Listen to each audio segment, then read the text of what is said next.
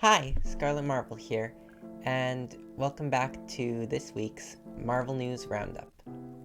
So, last week we had to skip due to being very busy, so we're gonna have double the amount of news covering the last 2 weeks instead. So let's start looking at the 6th and 7th weeks of Ant-Man and the Wasp: Quantumania at the box office. So in its 6th weekend, it got 2.4 million domestic, a 43% drop. And in its 7th weekend, the movie got 1.2 million domestic, a 48% drop. For its total so far, it has 212.3 million domestic and 473.2 million worldwide. So this is, of course, as we've been discussing in the past, not very good, but it's also not horrible. And it's just about finishing its run, as it's also been announced that Ant-Man and the Wasp: Quantumania will be releasing on digital April 18th and on 4K Ultra HD, Blu-ray, and DVD on May 16th. So we're only going to track the box office until next week, which will be its 2 months of run. Next, we have to talk about a couple real-life incidents that affect the Marvel movies and shows moving forward.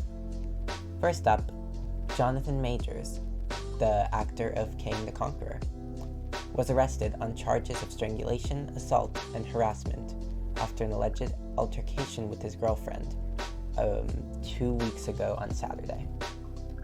A rep has stated that he's done nothing wrong, and lawyers have released statements claiming his innocence and that he is provably the victim, with evidence including footage from the vehicle where the incident took place, witness testimony from the driver, and written statements from the woman recanting the allegations. Additionally, a report from the New York police confirmed that Jonathan Majors was the one who called 911 due to concern for his girlfriend's mental health, which eventually led to his arrest. The lawyers have also released text messages from Major's girlfriend, supposedly revealing that the incident was, quote, her fault for trying to grab his phone.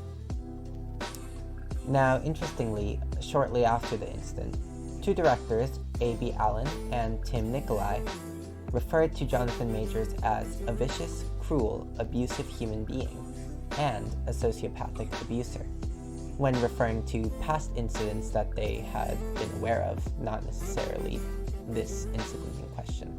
Now, I'm just going to state the facts of the case as I've done, and I'm not going to give my commentary on what's true or what's not true, as I simply don't know, and that's not my place to say. But how it affects Marvel is interesting, as insider Jeff Snyder has revealed that Marvel Studios has been in contact with Jonathan Majors' agents to, quote, discuss potential options going forward. Could this mean that we're going to see a recast of Kang, or potentially Kang's role is going to be reduced? Who knows? It could also be that nothing changes whatsoever and that they simply wanted to discuss various options. I'm sure we'll find out sometime soon. Next, we have some more details from the development story of Victoria Alonso being fired from Marvel Studios. So, according to The Hollywood Reporter, she was fired from Disney due to producing Argentina 1985 for a rival studio, which apparently breached her contract. However, Victoria Alonso's lawyer claims that she had Disney's permission to work on this movie, and that she was terminated when she refused to do something that she believed was reprehensible. The Hollywood Reporter later revealed that Victoria Alonso refused to edit out pride decorations in the background of scenes in Ant-Man and the Wasp: Quantumania, when she was asked, based on a request made by the country of Kuwait. This caused Marvel to go to an outside vendor to get the edits done. And this could potentially be the reprehensible incident that she refused to do that she claims is why she was terminated. So this is interesting, and of course it's a sad loss to see Victoria Alonso leave. But if she was causing issues, then it's potentially best that she had to go. Now let's move on to talk about some of the upcoming Marvel Studios projects. starting with the very next project coming out, Guardians of the Galaxy Volume 3, which had its tickets become available for purchase last Monday. So make sure to purchase your tickets ahead of time. Additionally, IMAX has announced a 7-hour marathon screening of all 3 Guardians of the Galaxy movies in select US theaters on Wednesday, May 3rd. Meaning if you're lucky enough to attend this, you'll actually be able to watch Guardians 3 a couple days early. Additionally, with the tickets having just been released, 6 new posters, plus character posters for each Guardian member, were revealed for Guardians Volume 3. These posters are interesting and they give us kind of a look into the tone of the movie and some of the focal elements of the movie, as Rocket seems to be highlighted in the majority of these posters. We have also got the 17-song soundtrack for Guardians Volume 3 that has been revealed as well. So if you're interested in listening to the music ahead of time to get a feel for the film, you can do that. Also in preparation for Guardians 3, Disney Plus announced that there will be 6 episodes of the Marvel Studios Legends series on April 28th, likely focusing on 6 of the Guardians members, aside from Mantis and Drax, who had their episodes ahead of the holiday special in December.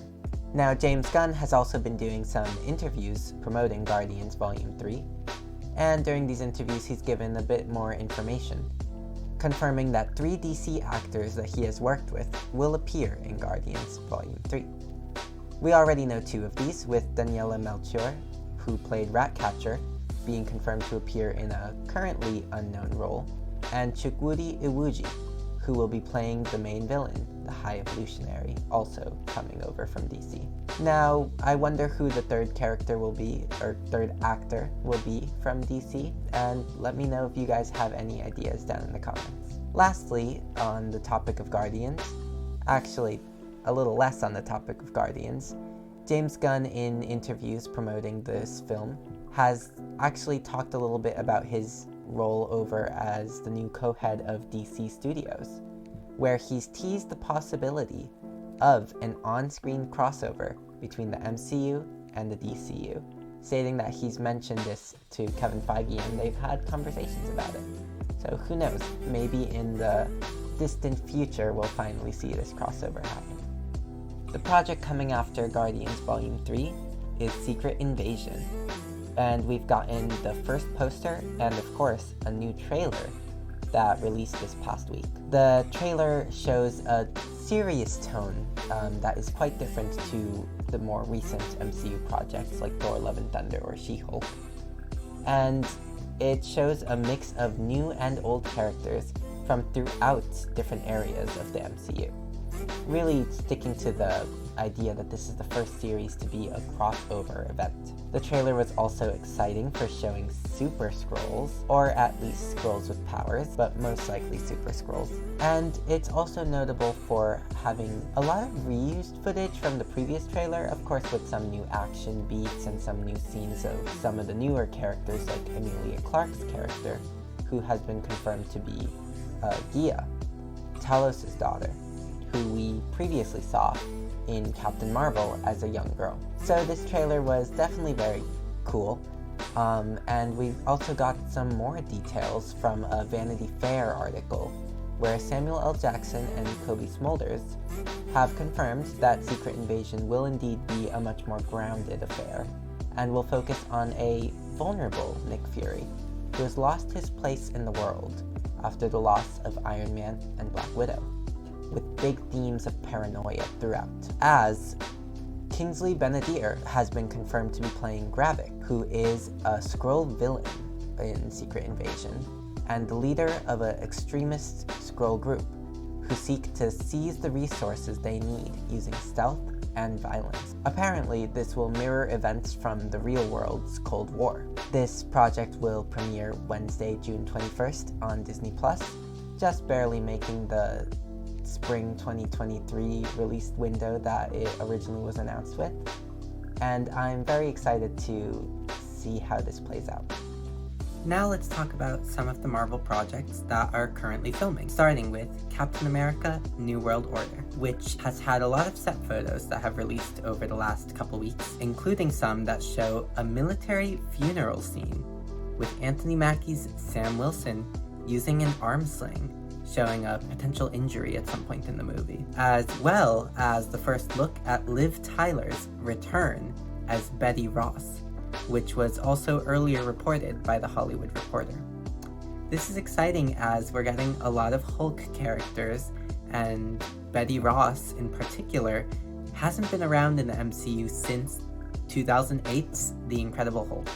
Now, Captain America: New World Order set photos also reveal first looks at Shira Haas playing Sabra, an Israeli superhero who is proving quite controversial online, as well as first looks at Harrison Ford as Thunderbolt Ross, and Tim Blake Nelson's return as Dr. Samuel Stearns, aka the Leader, in a shot that showed his hands painted green, implying that we are going to see his transformation into the Leader. This is exciting as we're getting a good look at a lot of the characters who are going to be either central villains or central supporting characters, in addition to some details as to what Sam Wilson could be up to at being injured at a military funeral. Additionally, we got some news from insider Jeff Snyder, who claims that Julia Louis-Dreyfus's Valentina Allegra de Fontaine will be in the movie alongside 5 other villains to form the Serpent Society, with the goal of obtaining a special metal noted to not be vibranium. Could this be a certain adamantium? Maybe. There's been a lot of rumors around the possibility of the search for adamantium on the island of Tiamat, which was previously celestial. I'm sure we'll have to wait and see. We'll get more details probably closer to the movie's release, but in the meantime, it's definitely fun to have some more news from the set photos. Next, we've got the show that is currently filming, Daredevil: Born Again, with news focused around the Kingpin, as set photos have revealed the first look at Vincent D'Onofrio back in the villain role, with some other set photos also seemingly confirming that Kingpin will be having a mayoral campaign.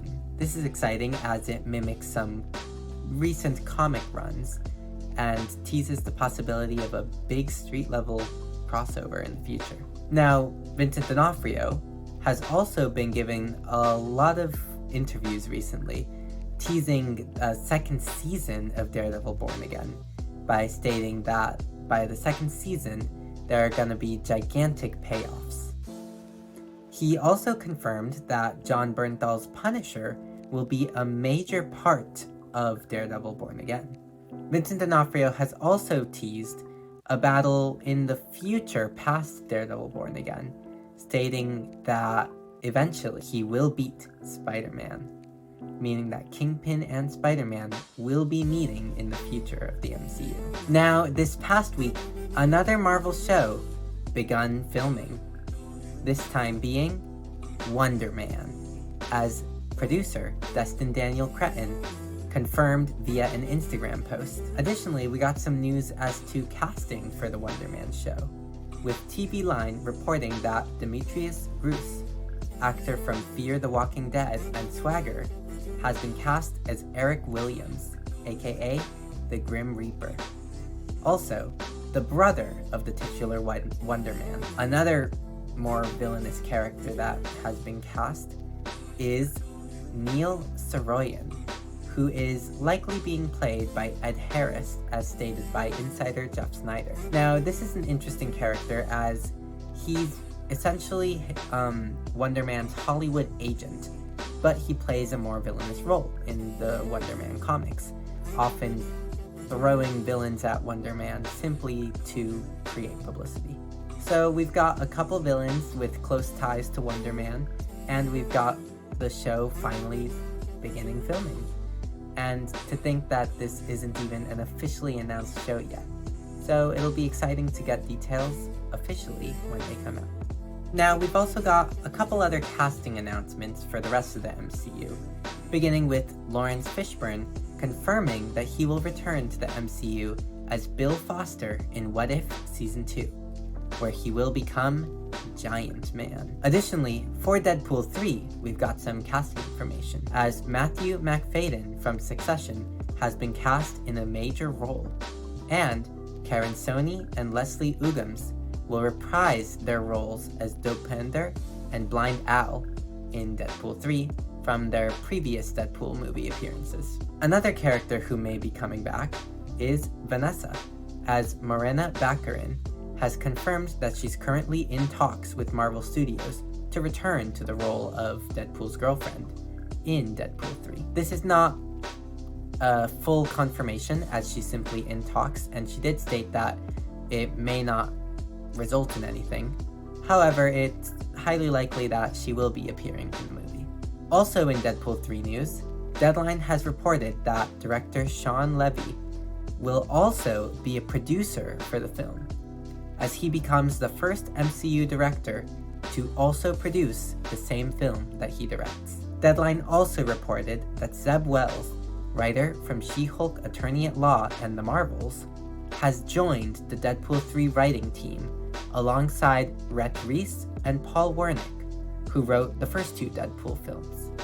Now, we've got a couple of other announcements related to writers, as Variety reports that Lee Sun-jin, showrunner of Beef, is the new writer of the Thunderbolts movie, replacing Eric Pearson, who wrote the Black Widow movie. This is interesting, as this marks a reunion of Lee Sun-jin with Beef director Jake Schreier, who is also directing Thunderbolts. This likely means that the two work very well together, and is probably a good sign for the Thunderbolts movie that is going to be very important to the MCU, I'm sure. Next, it's also been reported that John Friedman, writer of Avatar 2, has been hired to rewrite the Fantastic Four script, replacing the writing duo of Jeff Kaplan and Ian Springer. This is particularly interesting, as Fantastic Four has been stated to be one of Marvel's most important films moving forward. And it seems that they're really paying a lot of attention to what works in the modern movie space, as Avatar 2 did extremely well. So they hired someone to rewrite the script in a way that is likely to do just as well.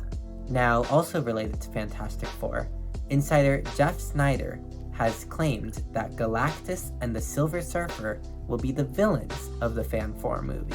This is interesting, as Galactus and Silver Surfer movie has already happened back in the early 2000s, and this was not a particularly well-received movie. So this is really Marvel's chance to bring Galactus and the Silver Surfer to the big screen in a way that is truly honorable to their comic book counterparts. Talking of insider Jeff Snyder, he has also claimed that Marvel's target output has been reduced to 2 shows and 3 movies a year, from what they initially stated of 4 shows and 4 movies a year. This is a pretty significant decrease in content, and it's likely for the best, as it's going to help improve the quality of the overall projects that Marvel is doing. However, it's also going to heavily delay a lot of what we know, or what we thought was going to be coming out in the next couple years, likely meaning that projects like Secret Wars and Kang Dynasty will be even further down the line than we anticipated. The last piece of news for the MCU today is a Deadline report that has confirmed that Thor: Love and Thunder made an estimated $103 million profit, which is quite a lot, and definitively proves that this film was not a bust, was not a bomb, was not a failure. This is exciting, as it's a big win for Marvel to confirm this when Marvel was seeing a lot of negativity, particularly around Thor: Love and Thunder. So, good news to Taika Waititi, you did not fail with Love and Thunder. While we're done with MCU news, we still got a couple announcements for the Sony Marvel Universe. Starting with the new trailer that was released this past week for Spider-Man Across the Spider-Verse. I gotta say, this was my favorite trailer of the many released this past week, and it's really showcased its stellar animation in several different styles for each of the newly shown characters. It showed the first footage of the Spot, who is said to be the main villain of the next two Spider-Verse films. And we even got a fun mention of Doctor Strange and Spider-Man from the MCU, officially designated Earth 1999-99, as opposed to Earth 616, which was stated in Doctor Strange in the Multiverse of Madness. Now, there's not too much plot detail that the trailer gave us, but there was a very important line about saving one person or saving all the worlds. I think this is going to be pivotal, as I think this is really the decision that Miles is going to have to make, and I think that he's really going to try to do both, as he begins to state in the trailer. I believe this is what's going to cause the conflict between Miles and all the other Spider-Man, but particularly Miguel O'Hara's Spider-Man 2099. And of course, there were some fun meme moments in the trailer as well, that I'm sure have already blown up on the internet, and will blow up even more once the movie comes out. But that's not the only piece of news for Miles Morales, as Variety has revealed that Sony will be releasing a short film titled The Spider Within, starring Miles Morales, as he learns the bravery of asking for help after experiencing a panic attack.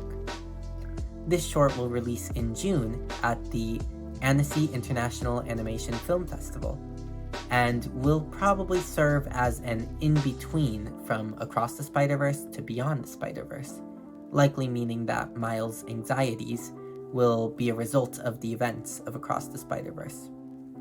Now, I think this is fascinating, as Miles is one of my favorite characters, and I'm a big advocate for teaching mental health lessons through film. So I'm very excited to see how this turns out.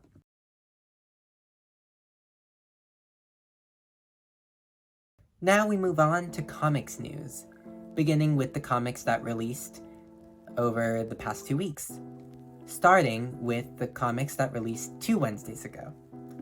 These were Avengers Beyond #1, Betsy Braddock Captain Britain #2, Clobber in Time #1, Daredevil #9, Deadpool #5, Invincible Iron Man #4, It's Jeff #1, Planet Hulk Worldbreaker #5, Sabretooth and the Exiles #5, Star Wars Return of the Jedi Jabba's Palace #1, Star Wars The High Republic The Blade #4, Star Wars The High Republic #7, Strange Academy Finals #5, Thor #32, Venom Lethal Protector 2 #1, and X-Men Unforgiven #1, and the comics that released just this past Wednesday. These were Amazing Spider-Man #23, Avengers War Across Time #4, Captain America Sentinel of Liberty #11, Cosmic Ghost Rider #2, Ghost Rider #13, I Am Iron Man #2, Immoral X-Men #3, Joe Fixit #4, Planet of the Apes #1, Rogue and Gambit #2, Scarlet Witch #4, Spider-Gwen Shadow Clones #2, Spider-Man #7, Star Wars #33, Star Wars Hidden Empire #5, Venom #18, and Wolverine #32.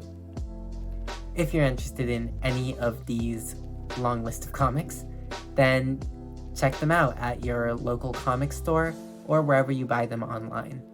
A couple of big summer events also got some more details revealed about them, starting with Summer of Symbiotes, which had all of its titles revealed, which is in honor of Venom's 35th anniversary.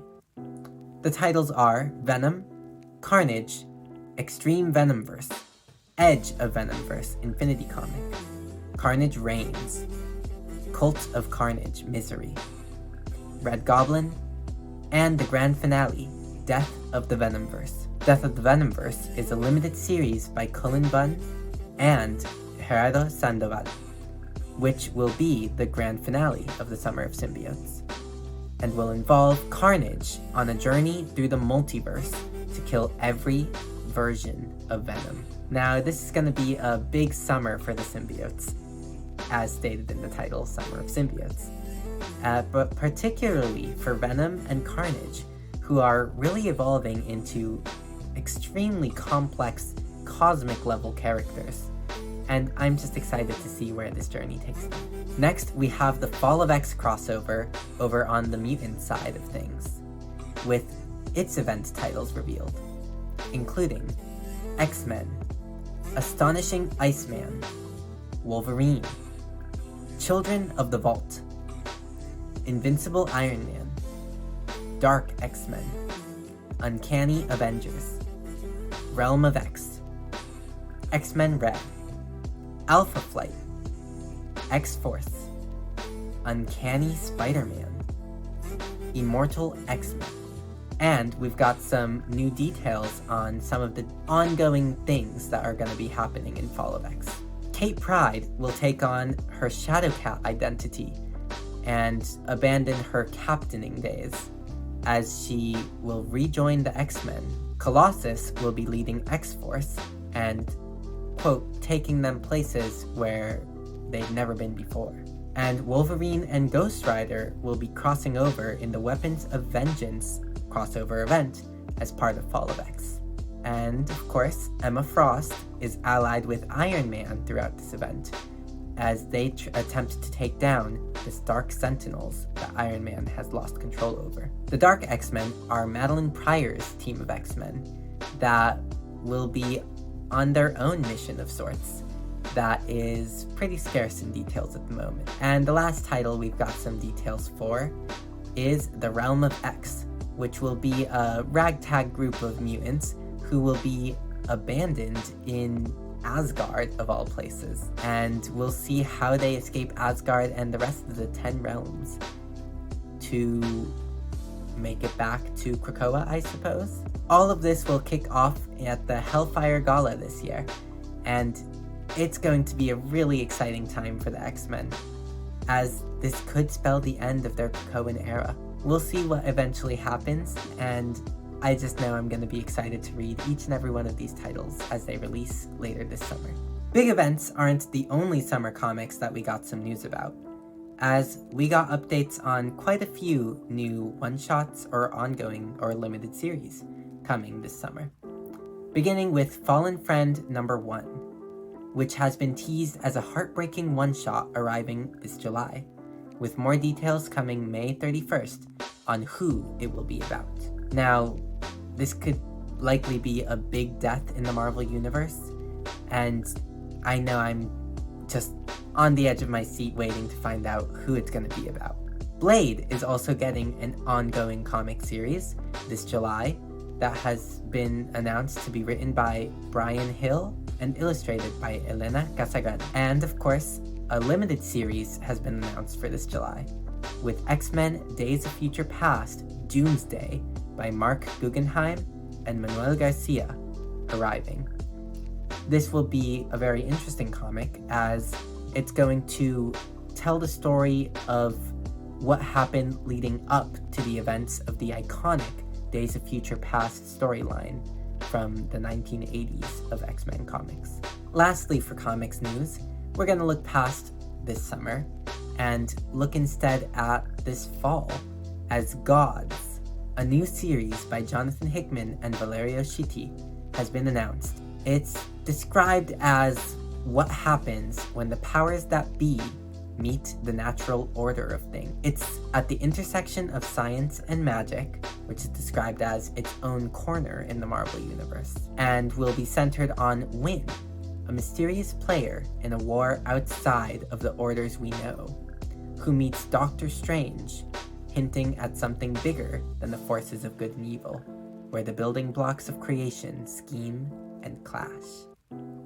Now, Jonathan Hickman is an amazing comic writer, having really transformed the Avengers, the X-Men, and the Fantastic Four over the past decade.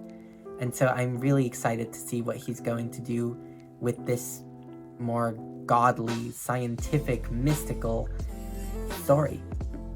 I'm sure we'll get more details soon, and I'll bring them whenever we get them.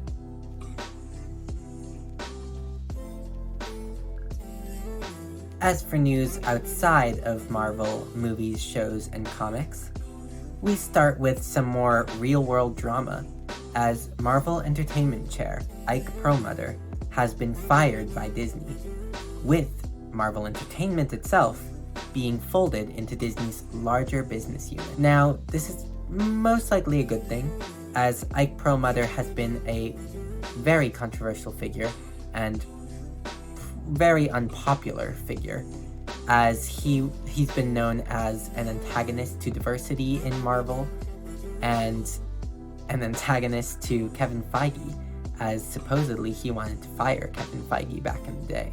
What is interesting here is that Marvel Entertainment itself is being folded into Disney's larger business units, which I'm not exactly sure what that'll mean. I don't know if it means that Marvel will be getting less focus to its individual things that it used to run with Marvel Entertainment, including comics, toys, video games, and the like. But I guess we'll have to wait and see exactly how this plays out. Having mentioned toys, we also got quite a bit of toy news, starting with Tobey Maguire's Spider-Man receiving a new Funko Pop as part of the Spider-Man No Way Home connective 8-character set, which will be exclusive to Target. We also got a first picture of the completed No Way Home connective 8-character set, which has leaked, as there's still 3 characters who have yet to be announced as part of this. Moving on to Marvel Legends toys news, we got a new wave of Marvel Legends figures for Spider-Man Across the Spider-Verse, which will be available April 10th in stores and online. If you're a fan of any of the Spider-Verse characters, including Miles Morales, Spider-Gwen, Peter B. Parker, and the new characters like Spider-Woman and Spider-Man 2099, well then, there's gonna be a toy for you in this wave. Another new Marvel Legends figure that has been announced is the Scarlet Witch, based on her appearance from Doctor Strange in the Multiverse of Madness, which will be released exclusively at Target this fall.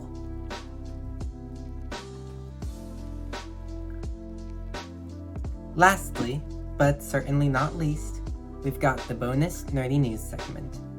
And this week is trailers galore, as we've got a trailer for Blue Beetle and a trailer for Barbie. Let's start with the Blue Beetle trailer, which I'm extremely excited for, as, while I'm not a big fan of DC, this is the first live-action Latino superhero-led film. And I've just gotta support it because I want to see more Latino superheroes getting their own films, and it looks pretty funny. It looks like a standard superhero film, but it looks exciting, and I'm ready to give it a chance when it releases August 18th. Now, next was the Barbie trailer, which looks equal parts amazing, ridiculous, and so smart, so clever in its humor, and I'm excited for this movie as well. It also has an amazing all-star cast that I'm so excited to see their performances, because they're really goofy and cranking it up to 11 in this film, from what we've seen in the trailer so far. And this comes out July 21st, 2023, and I will be there to watch it as soon as it's out. I also want to give a shout out to the Super Mario Bros. Movie, which released this past Wednesday, and is already doing extremely well at the box office. And having watched it, I really enjoyed it, and I will talk more about it next week. Wow, we just covered 2 whole weeks worth of news in this Marvel News Roundup, and that was a lot, so thanks for joining me. If you enjoyed this format of doing 2 weeks at a time instead of 1 week at a time, let me know in the comments down below. Also, let me know if you didn't enjoy this and you prefer that we stick to 1 week at a time. I'm open to any and all input. Also, let me know what you thought of any of the news we discussed, There was a lot, so make sure to leave your thoughts down below. Otherwise, check out any of the other marvelous videos up on the channel, and I hope you have a great day. Thanks for joining me. Bye!